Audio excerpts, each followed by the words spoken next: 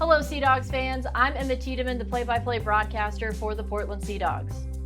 Since 2009, the Sea Dogs have hosted our annual Hot Stove Dinner to raise money for the Maine Children's Cancer Program. The Hot Stove Dinner features conversations with former Sea Dogs, special guests from the Boston Red Sox, and the manager of the Sea Dogs for the upcoming season. Well, things are different this year, but we're still going to bring you those conversations, and we still need your help to support Maine Children's Cancer Program. During a normal season, the Strikeout Cancer in Kids program raises money through fan pledges for every strikeout thrown by Sea Dogs pitchers. In 25 seasons of the program, more than $5 million has been raised for the Maine Children's Cancer Program. But without any games in 2020, your donations now mean more than ever to help strike out cancer in kids. Throughout this program, you'll see a link where you can make a donation to the Maine Children's Cancer Program. Please consider making a donation so we can continue to help NCCP go to bat for local children fighting cancer. Welcome to the first ever Sea Dogs Spring Update. Over the off-season, I had the chance to sit down with a few insiders to ask what to expect for the 2021 season. Whether it's on the field or in the stands, there's a lot to be excited about for this upcoming season. Now, to kick things off, I spoke to Sam Kennedy, the president and CEO of the Boston Red Sox and chief executive of Fenway Sports Management. We chat about 2020, the future of the Red Sox, and of course, Portland. Well, I want to welcome in Sam Kennedy, the CEO and president of the Boston Red Sox and the chief executive of Fenway Sports Management. How's your day going so far? It's going well. Emma, great to be with you. Thanks for having us. We're looking forward to baseball season already. It's been a crazy year, but we're excited about the turning of the calendar on 2020 and hopeful for 2021. Absolutely. But let's go back to that fateful 2020, about 9-10 months ago. And, spring training started as scheduled, but then COVID hit the United States and everything shut down. From an organizational standpoint, we've heard from players and stuff, but from an organizational standpoint, what was that decision process like in shifting everything from focusing on the season ahead to you're now in the midst of a global pandemic? Yeah, it was a really remarkable time because, as you said, everything sort of started on time and was normal. We started hearing, reports of the coronavirus in January and then obviously into February, but obviously had no idea what was coming. We were actually in Orlando at the end of January for Major League Baseball's owners meetings and prepping for the year, and there was a little bit of discussion, that there was this virus that the health officials were watching and monitoring. But incredibly, 5 weeks later from that moment, we were at spring training, and then all of a sudden we got our schedule just stopped on a dime. It was like watching dominoes fall. As soon as the NBA game shut down, it was just one thing after another. Obviously the right decision. The thing I remember most was the amazing communication between all 30 clubs and the leagues, and just how we quickly pivoted to an all digital format and were able to keep communication going. But the first focus was player safety. And we obviously wanted to make sure a lot of the players live internationally. So trying to figure out travel for them and getting everybody out of JetBlue Park down in Fort Myers and back to their homes, took about 2 weeks. And it was quite a logistical undertaking. But we quickly then turned attention to how we were going to resume. And that sort of dominated the next 2 months. And that was much, much more difficult, frankly. Shutting down is always hard and difficult, but it's actually the easier part. It's starting back up and getting going again is actually quite more difficult. Well, and the starting back up also included spring training, but in Boston at Fenway, so you're starting spring training back up, now trying to have the season, but then also having to transform Fenway into, like you said, focusing on player safety, staff safety, all of these new things that you had to become aware of. What were those processes like in Boston of all of these logistical things you had to go through?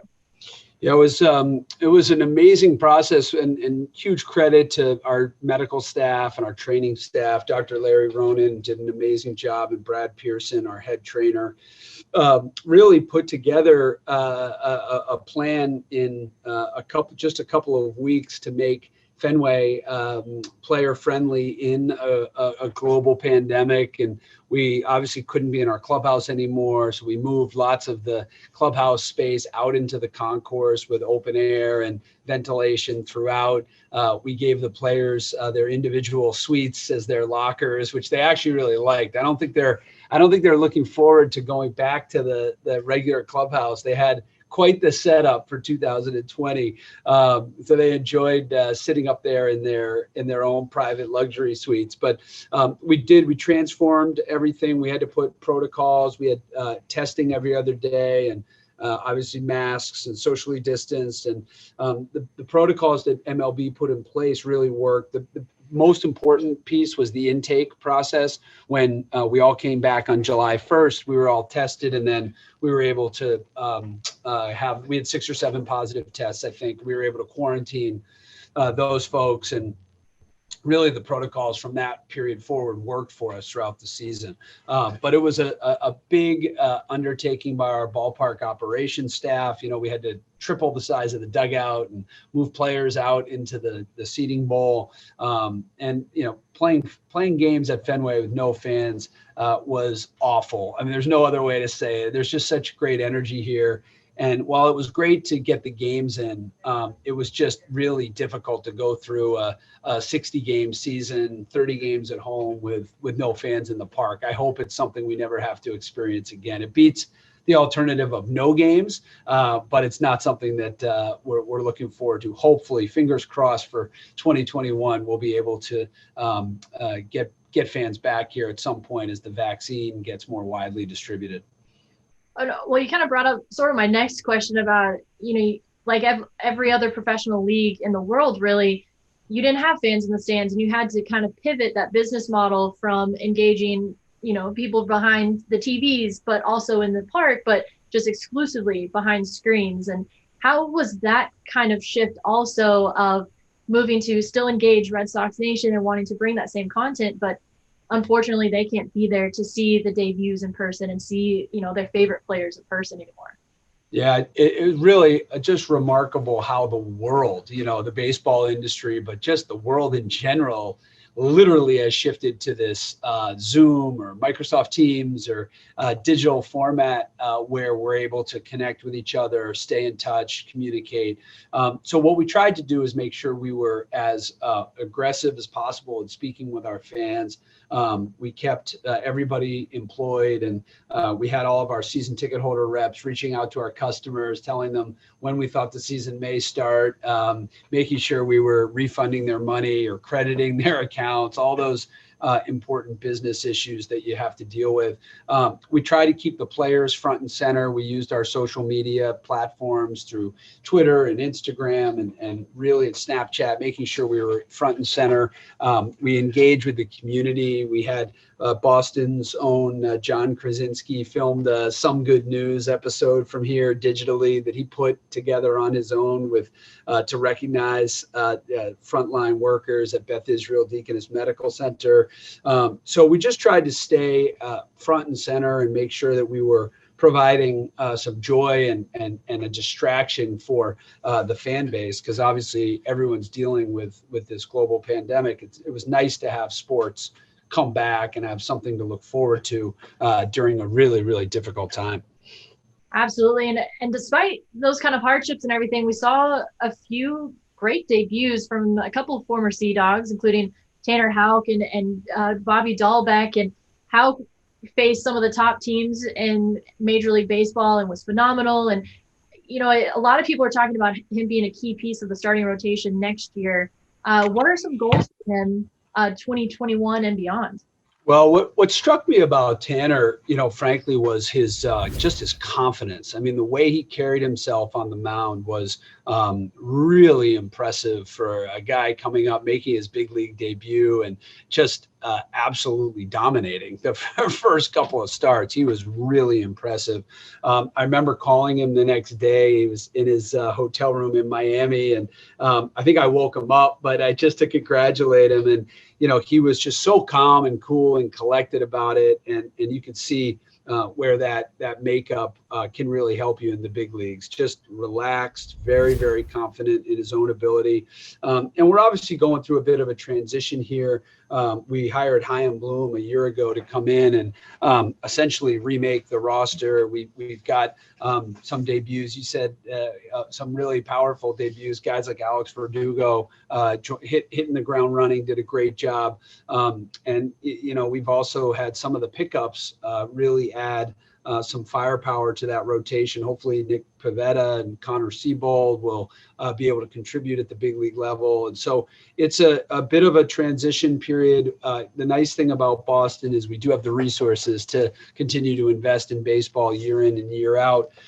So we're really looking forward to sort of that next great Red Sox team. And obviously 2020 was incredibly disappointing on the field, but it was almost secondary to what was going on around us. So I'm very optimistic with 2021 that the team will be far more competitive. And Alex Cora talked a little bit about the sense of urgency needing to improve. And I think he's absolutely right. We, especially with a short season, we let our competitors get out there in front of us and we just let them run away with it. We can't do that this year.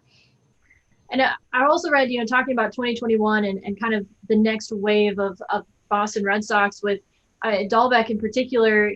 He's working with virtual reality to cut down on strikeouts, but he was on the active roster for 29 days in 2020, but he's already saying that he wants to win Rookie of the Year next year, which, as an organization, to have that drive in a player like Dahlbeck, who had a great year at the plate in his short time. I mean, what does that mean for you looking forward and knowing that you have that type of drive in the clubhouse?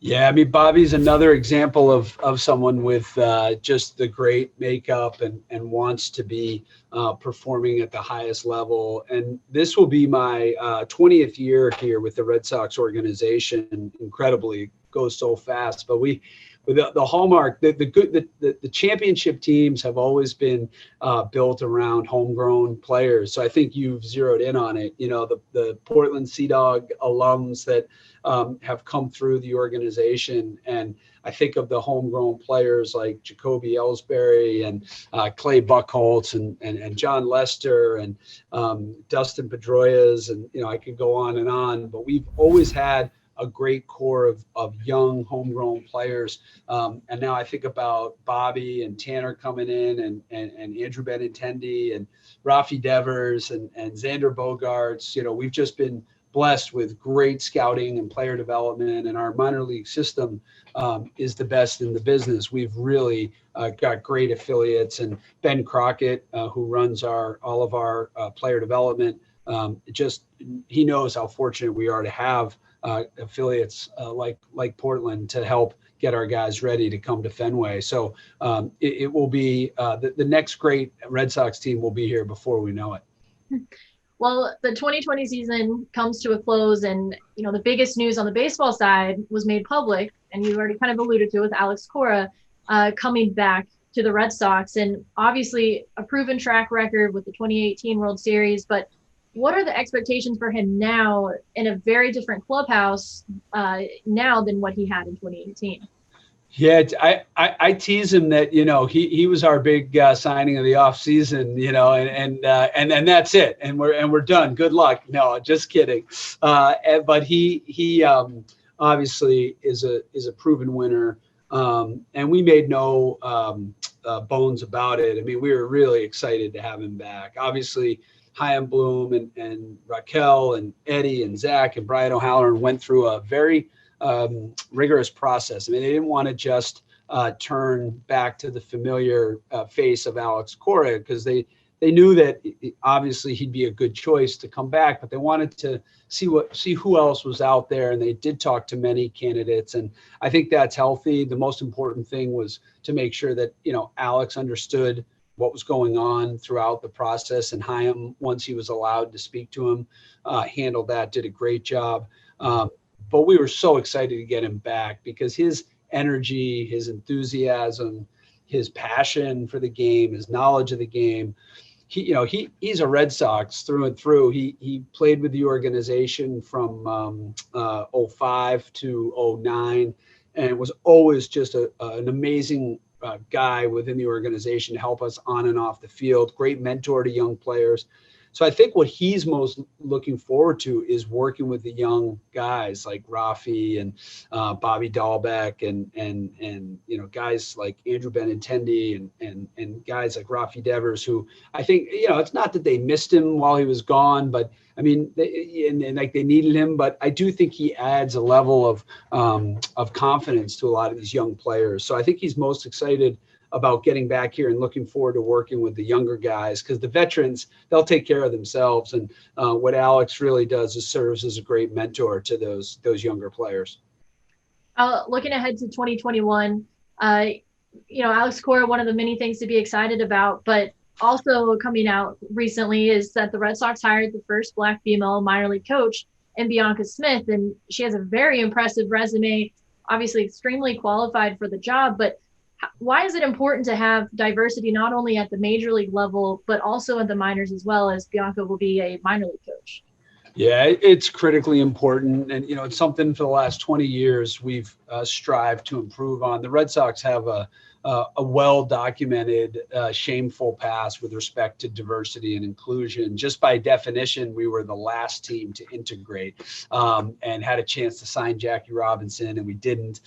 So it really has been a priority of John Henry and Linda Henry and the entire ownership group led by those guys and Tom Werner and Mike Gordon. The whole crew really has us focused on creating the most diverse front office we can, the most diverse coaching staff, the most diverse fan base, and hiring Bianca Smith to come in as a hitting instructor was really, we were, obviously we hired her. She was the exact right person for the job. But we were a little blown away, even for us in Boston, everything is magnified, but the coverage that it received and the attention that it received was really overwhelming, and huge credit to her. I mean, she handled it so well and easily. You said she's got a great resume, so she's got experience. But when you're being interviewed by national media outlets, your first day or two on the job, and you got lots of media members calling you, that can be overwhelming. And she handled it great, and we're excited to have her. And it's a huge, huge step forward for the baseball industry to bring in a female hitting coach, and a Black woman is really a great day for our franchise. And hopefully it opens the door for lots more women and women of color to come into our game at all levels, not just in the front office, but broadcasting and coaching, and so it was a great thing for our franchise, and we're excited she's on board, and anxious to get to spring training to have her to be able to meet her in person from 6 feet apart. Of course. Now, I'd be remiss if I didn't throw in a Portland question as we wrap up here, but as a major league club, it's no easy task of choosing your affiliates and locations and stuff like that whenever you're wanting to build your farm system. So what has made Portland, an ideal place for not only minor league baseball, but for a Red Sox affiliate? Well, you and I were talking about Portland a little bit before we went on air here. It's the people, the geography is amazing because we're close, obviously. But Mainers are incredible, passionate Red Sox fans, diehard. They support us through thick and thin, and they support the Sea Dogs. So it's great to have that kind of passionate fan support in your AA affiliate market. But I have to say that all the credit for the affiliation goes to the Burke family. I mean, there's just a first-class organization in every way, from player development to business operations to working with minor league baseball, and Major League Baseball. The Burke family has just been an incredible partner to the Boston Red Sox for many, many years. And we know that will continue long into the future. And the city of Portland itself is just a really cool place to visit, great place to live, great place to be in the summer. I know the winter months are a little bit tough, especially for someone from Texas, but you're going to get used to it. And it's been a great affiliate, and we're blessed. You know, we've got Portland at AA, and now Worcester coming online for AAA, and it really is the lifeblood of our organization. We talked about it, but the players coming up through the system, you know, you have players that get to Fenway, and they talk about how much they love playing in Portland. It really matters. And, you know, Jackie Bradley Jr. is another example. I mean, the list just goes on, and it's a great place to play and a great place to be for baseball at the highest level all summer long. Absolutely. Well, Sam, that's all I have for you. Thank you so much for your time, and we wish you the best for 2021 with plenty of baseball. Well, amen to that. We'll see you soon. Good luck, and thanks for having me today. In 2021, we'll see new players and even a new manager on the field at Hadlock. Corey Wimberly will be making his AA managing debut opening night on May 4th. But until then, I spoke to him about his past and what prospects he's most excited to see for this upcoming season. I want to thank our new 2021 Sea Dogs manager, Corey Wimberly, for hopping on with me. How's your day going so far with excitement of baseball right around the corner? Oh, it's going well. I just got finished watching the hot stove right now, so I'm getting excited about the baseball season. Perfect. Well, I mean, AA manager has a nice ring to it. What was the feeling of getting that call, knowing you were moving up a level? Was it similar to when you were a player, knowing you were getting promoted? How did that all happen? Yeah, I mean, you know, it kind of came out of the blue. But our farm director at the time, Ben Crockett, gave me a call, and, you know, didn't know what the call was going to be originally about. But when he broke the news to me, I was really surprised and excited for the opportunity. Awesome. Well, I mean, you were a 2005 6th-round pick by the Rockies. You spent about a decade in the minor leagues. Let me see if I can get this right, with the Rockies, Athletics, Indians, Pirates, Mets, Braves, Reds, and Twins. Do you think that gives you a unique perspective of, you know, going through so many different organizations, that you're, you know, able to kind of bring that to the table as a manager? Yeah, I think, you know, being a part of so many different organizations, you start to learn different things, and you kind of just take what works for you. You know, it's kind of like going to a buffet. You know, you kind of take whatever you like and put it on your plate, and you kind of take it with you. And I think that's kind of how I looked at, you know, being a part of so many different organizations. And I really do think that helped me with the transition, because, you know, the last couple of years of my career when I played in Mexico, I felt like that's when I started to get into like a manager's mentality, you know, as far as like playing and making plays and stuff. I kind of had a coach's mentality of what I wanted to do.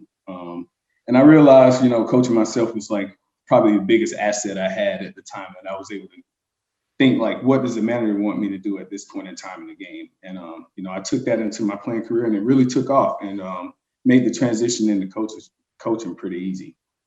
So talk a little bit about that, as you're kind of wrapping up your playing career. Like you said, you're thinking like a manager instead of a player.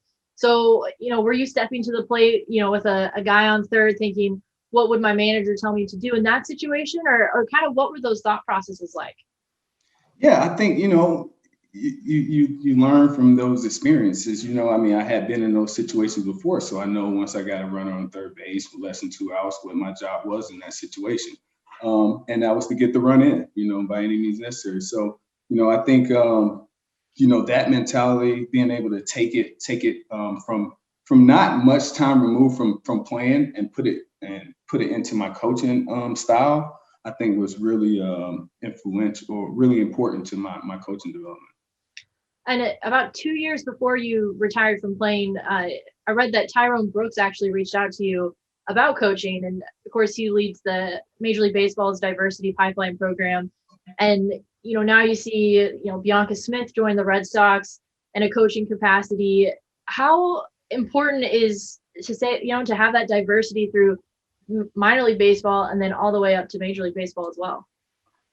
Yeah, I think, you it's really important. Diversity is like the way of the new wave. It's the way of the world. And I think the Red Sox have shown they're on board with it, obviously with the new addition of Bianca Smith and being the first Black female baseball coach. I think that's a great move in the right direction. And yeah, like you mentioned, Tyrone Brooks with his program, the Diversity Pipeline program, I think is really good for the game. And I think it's given me an opportunity to be still involved after playing, and so many others he's blessed with opportunities. So I'm thankful for him, thankful for the relationships that we've built over this time. And, like you said, diversity is the way we're going.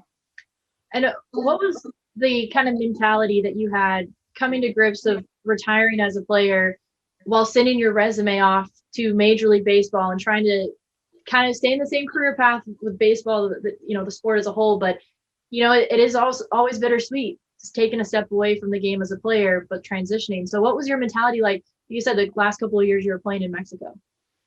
Yeah, I think, I was kind of getting to a point in my career where, I started to value things a little different. And, I had a family at the time, and, I had been away from my family for quite some time, being in Mexico almost 10 out of the 12 months in a year. So that part started to eat away at me. I started to miss my family a little bit. And then, I kind of just started to prepare for my getaway, my transition into coaching. A couple years before I retired is when I actually started talking to Tyrone about the opportunity of coaching. And I wasn't really sold on retiring yet because I still felt like I had a lot left in the tank. But I got into a point where I felt like I had peaked in Mexico, and the opportunities weren't really there to get back into the States. And, it just felt like I was kind of stagnant in my playing career. So I felt like I had a brighter future on the coaching side. And, I'm glad I made that decision. Now, your resume fell into the hands of Ben Crockett, who you've already talked about a little bit. And your first assignment was as an assistant in Greenville. What was that first year learning, underneath someone and trying to see that side of the game? What were some of your biggest takeaways that first year, knowing that you might take on that role as manager one day? So that the year that I began coaching, coming in as a fourth coach, was a great opportunity and a huge help for my coaching career. I was under Darren Fencer was the manager at that time, and just to see him in his work and how detailed he was in like how he approached different situations, and just how well he communicated with the players, I thought was really, really important for me to see. And we ended up really bonding together as a staff and as a team, and ended up winning the South League championship. And that was really, really fun. And then that next year, I ended up shortly going into managing afterwards. And talking about postseason, and you took Salem to the postseason in 2019. That was just your third year as manager. Was that difficult managing Salem in the postseason versus the regular season? Minor league baseball in the postseason, very unpredictable with call-ups and injuries and stuff like that. So was that, just kind of a new challenge for you as a manager? Well, I think it was definitely different managing in the postseason than the regular season. But I really did enjoy the experience. And now I feel like going into it again, like if I was blessed with the same opportunity to be in the playoffs again, I could approach it with a different, kind of like I've been here before type mentality. And but it was really good. It was my first time being in the playoffs on the coaching side as a manager. And I think a lot of the players as well, it was their first time actually being in the playoff atmosphere. So I think that's really good for us going forward, especially on how we actually did it. We started off really, really slow, and you just saw us get better and better as the year went on. And I'm more proud of that part, how we did it, than the actual results of the season.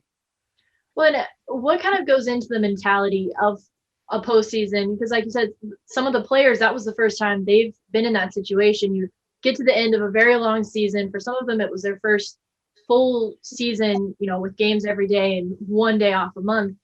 So what were some things that you might have told the team to just kind of keep them motivated? And, did it help that you were getting better and better, so you were able to show them that you're kind of on the upswing and there's still more to come?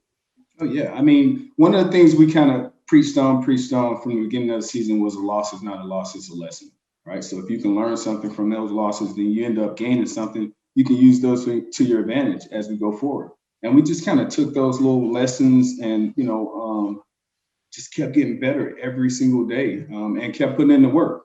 And you just saw guys come together and it started to have fun. And it was really good that we were kind of fighting to get in almost the entire second half of the season, because that gave us some momentum all the way up to the last game. We were kind of fighting.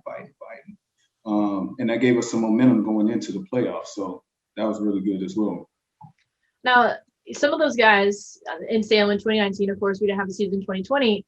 We might see them in Portland this year. So, obviously the big name is Tristan Cross, is the top prospect according to Baseball America. He played a couple of games for you in the Carolina League, but has been a very quick riser through the system. What have you seen from him? I mean, drafted out of high school. What have you seen from him that it should excite Sea Dogs fans? Tristan Cass's houses. That's a name you need to put on your radar if you don't know who it is. I mean, he's an up and coming guy. He's very advanced in what he does.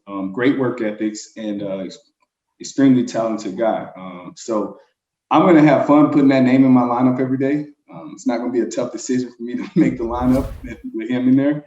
But those are some exciting guys. Also, you got on the pitching side, you got Thad Ward as well, who's an up-and-coming guy who's really exciting. I've had a chance to work with him, coach him on 2 different levels, had him in Lowell and also parts of Salem. But he's very exciting as well. He's gotten a little bit bigger through this pandemic and gained some strength and has put in the work.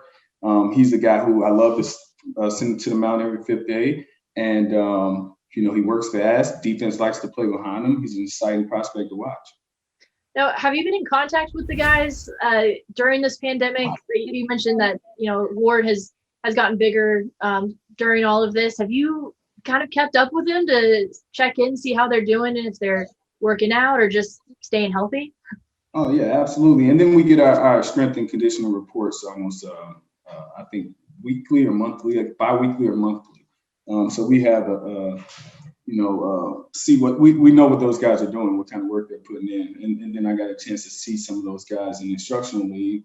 And then, the personal relationships, you text those guys or you have a phone call here and there with them, because we know building relationships goes a long way in this game. So.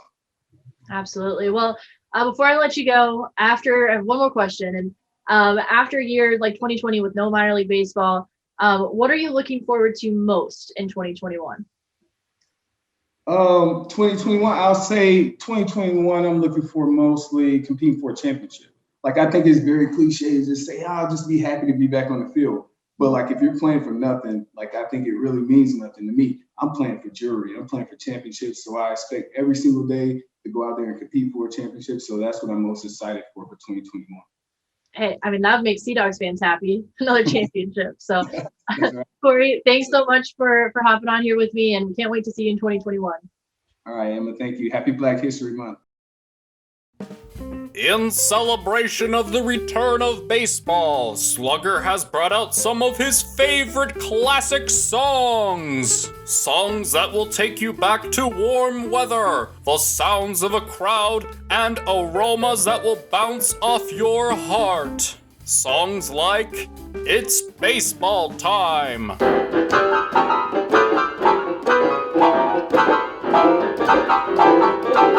That's a sweep.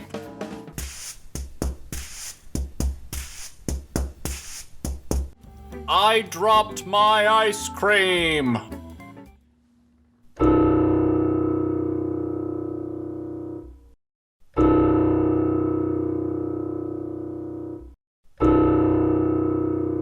The Bat Boy Beat. Gotta sneeze.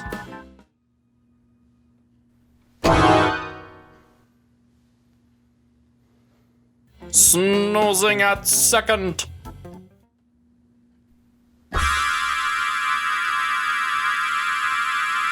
Raining on the tarp.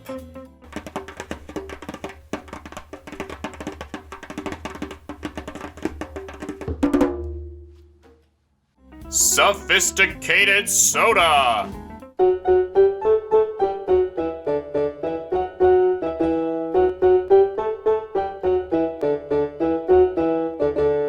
Kentucky Bluegrass outfield.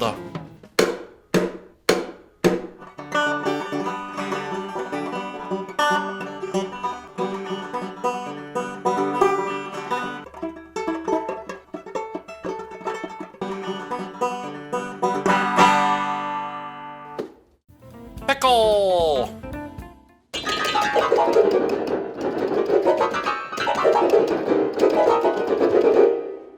The catcher has gas.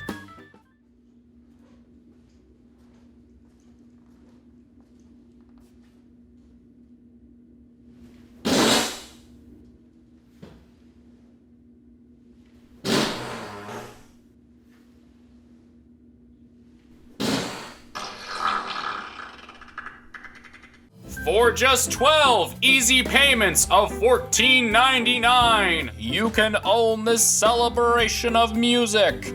Call now. To purchase this album, call 1-800-IT'S-NOT-REAL. That's 1-800-IT'S-NOT-REAL. Slugger will personally pick up the phone and help you with your order. However, Slugger doesn't speak, so you'll really just be talking to yourself. Honestly, I don't even know why I'm talking right now. Slugger promised me $1 million for reading this, and I'm just now realizing this was all a lie. Slugger, if you're listening, I'm going to get you back for this. Join the Portland Sea Dogs this summer for your 9-inning vacation. Opening day is Tuesday, May 4th.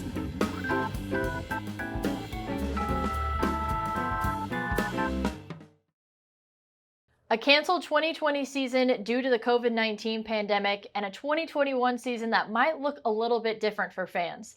Next, I speak to Sea Dogs president and general manager Geoff Iacuessa about how the Sea Dogs staff pivoted from baseball to other events in 2020 and what they're looking forward to most in 2021. All right, well, I want to welcome in now Geoff Iacuessa, president and general manager of the Portland Sea Dogs. 2020 is behind us, but let's talk a little bit about it because it will go down basically in history for minor league baseball. It's just one of the weirdest years of a franchise history. The season was delayed indefinitely early on in 2020, and immediately the Sea Dogs made the announcement that they were going to pay full-time and part-time staff and kind of give that sense of security to everyone working for the Sea Dogs. How did that decision come to be, knowing at that point the season was delayed, but it could have been canceled altogether? Yeah, that was Bill Burke and Sally McNamara, owners, really from one of our first conversations that as we were understanding that the season was going to be delayed at that point in time in March. They put people first, as you and I both well know, and as I think hopefully our fans understand that as well. So one of our first conversations, they brought it up and said, I think this is something that we really need to do because, a lot of folks have been with us since 1994. Some folks have been with us since 2019 and everywhere in between. And, they understand that, people is what makes our business. It's what creates our experience and really what helps us drive our business and makes a great experience for our fans. So they really from early on wanted to make sure that our employees were going to be taken care of both full-time and part-time for the summer, because they know that, whether you're full-time or part-time, that really you kind of count on that money to get you through the summer. So they committed really early on to that. We figured out how we were going to make it work. And, it kind of went from there. And it was funny. It really was nothing that, even from the start, that they really wanted any fanfare about. They didn't want us kind of advertising it or promoting it in any way. And it really got out. I got asked during an interview with the Boston Globe early in April, what was going to happen with our game day staff and, would they be paid? And, I answered the question truthfully. I said, yeah, this is our plan. And really from that story is where it took off. And, I think Bill and Sally deserve a ton of credit for stepping up and doing that. Absolutely. And then came the fateful day that the season was actually canceled. And everything was really tough to kind of keep operating, but still had events like the virtual sellout to help and support nonprofits like MCCP. Why was that so important to still do, even though during a year where organizations like the Sea Dogs could say, you know what, we're not going to make a ton of money this year, we're not in a position to help, but the Sea Dogs did. Why was that so important? I just think I say this all the time. I'm kind of a broken record. We're one of the smallest markets in our league, but we're always close to the top in attendance. And it just speaks a lot to the community that we live in and the support that we've had dating back to 1994. Charlie Ashback will tell you that his attendance projections for our first season were way under where we ended up being. And, he based it on population. He based it on what he knew from other markets and stuff. And then you come to Maine and you come to Portland and, It's a different place. And this community has supported us throughout our existence tremendously. Cold weather games, warm weather games, everything in between, good teams, winning teams, losing teams, whatever it is, our community rallies around us, and we try to reciprocate that. We try to rally around the community each year, try to be a good member of the community, make a positive impact on it. So, early on, we just, as a staff, as you know, we just sat down and said, all right, what can we do to make a difference in the community this year? We had the Sluggers homework early on. We had the t-shirt sale for United Way. Our staff is just so incredibly talented in coming up with ideas. And really, we faced a lot of adversity, and we knew we were going to face a lot of adversity, but from that came a whole lot of great ideas that we could support the community, do some community events at the ballpark that allowed fans to come in and make a different memory. It wasn't a baseball game memory, but a different memory, whether it was golf or dining on the diamond, whatever we had, and even getting to the Halloween event. So it just was really important to us to stay connected with the community. We were all going through hard times. It didn't matter who you were or what you did. Everybody was having a challenging time. So just to bring a sense of not normalcy, but just connecting with the community, I think was really important. And I think our staff just did a tremendous job coming up with ideas to carry that out through last year. And now we've got a lot of great ideas that, especially as things return to normal, that we'll be able to do on a year in and year out basis. Yeah, so that kind of brings me up to my next question. We had Hadlinks, we had Dining on the Diamond, we had Halloween at Hadlock, some really cool special events that were pretty unique across the country if you kind of look at the landscape of minor league baseball. So can fans maybe expect to see some of those carry over for 2021? Because, if they saw Hadlinks happen on social media, they might have missed out if they saw one of the last weekends. So is that something that they might see more often? Yeah, definitely. Each of those events we want to incorporate year in and year out. The Hadlinks, especially, we had 3 sessions, all 3 sessions sold out pretty quickly, which just showed the support of the community, but also the popularity of the event. Same with all of our dinner events on the infield, those sold out pretty quick. So, obviously we're looking forward to getting back to having Sea Dog home games, but these are now just events that we can schedule during road trips and, maybe postseason as well, to be able to get fans out and do those. And I think, we also have a list of other ideas that we came up with that we weren't able to implement last year that we're going to now look to implement kind of during those road trips and moving forward as well. So I think it really opened up for us the ability to get more creative and get outside the baseball zone, so to speak, and develop new events that we can just put on and almost become, being able to do things year round, which would be our ultimate goal. So I think the number one question right now that everyone has, now that we have a schedule out, is will fans be allowed at the games? We've seen it time and time again, social media calls into the box office. So will fans be allowed at the games? Yeah, I'm really optimistic. We've had some great conversations with the state. We actually started our conversations last summer with the state about having fans in the game. They're really supportive of it. They want to make sure that it's done in a safe way, just as we want to make sure it's done in a safe way. It's ultimately going to be their call on how many fans we can have in the games. But I'm optimistic we will be able to. I think you're going to see that process evolve throughout during the season. So that's why, we're going to put tickets on sale for May games in April, and then for June games in May, and so on and so forth, because I think the amount of attendance is going to be able to evolve as more and more folks get vaccinated. And as we hit the summer, and we learn our best practices as well. But we've got a really good plan. Our number one priority is going to be the safety of our employees, fans, and players. That's never going to change, COVID or not COVID. And in these times, we know that it's not going to be a full capacity crowd this summer, but we can get fans safely back into the ballpark to enjoy a game and build towards 2022, where hopefully we can be back to having a full crowd. So another good question is, if you purchased a single game ticket for a game in 2020 that didn't happen, or if you were a season ticket holder for 2020, what are your options if you fall into one of those 2 categories? So we're going to roll out that information. We actually have our tiered kind of ticketing system right now, and it's similar to things you see everywhere, green, yellow, red, and we anticipate, red was really last year where we didn't have any games, didn't have the ability to have tickets, and yellow is kind of that middle ground, and green is, things are back to the way that they were in 2019 and before. So I think we're going to be in yellow this year. So fans with tickets from last year can apply that ticket value to a ticket for this year's game. They can also hold on to it if they want, because we'll honor those tickets as an exchange dating to 2022 as well. And same thing with our season ticket members. They have those same efforts. We've been communicating with them quite frequently, trying to keep them in the loop of what our plans are going to be. And season ticket members are definitely going to have the first option to purchase tickets for this year, to use their credits from last year for this year. And then whatever's left over each month will open up to the general public after our season ticket members have the opportunities to get their tickets. And what goes better than baseball than a hot dog and concessions and grabbing a nice cold drink? What kind of differences can fans expect to see maybe on the concession side of things if they are wanting to go grab a hot dog in the third inning? That might look a little bit different. It will. And it's actually something that I think as a staff, we're pretty excited about, because we're going to go to all in-seat ordering and in-seat delivering. So you don't need to leave your seat to get concessions.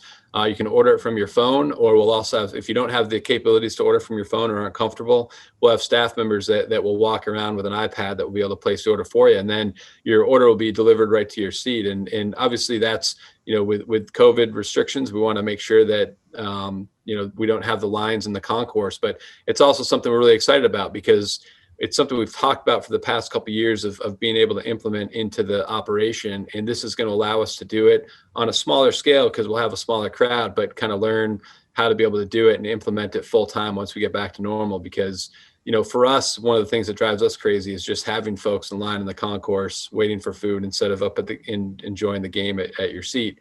That's our number one priority, is to try to go as fast as we can when we have lines to get folks through. And this will now allow you to stay in your seat, enjoy the game, and have things brought right to you. And I think it's going to be a really great addition moving forward after this year as well.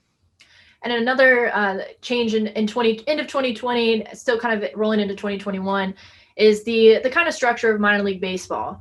And obviously the Sea Dogs were extended an invitation by the Red Sox to remain their AA affiliate. The Sea Dogs obviously accepted. And we talked to Sam Kennedy earlier about what he values in an affiliate such as the Sea Dogs, but that also goes two ways. So how has it been working with the Red Sox and, spring training going on, seeing former Sea Dogs succeed? How is that being an affiliate of the Red Sox being so important to you? And that's a two-pronged question. From the fan side, it's just outstanding to be able to have our players be the future Red Sox. We're in the heart of Red Sox Nation here.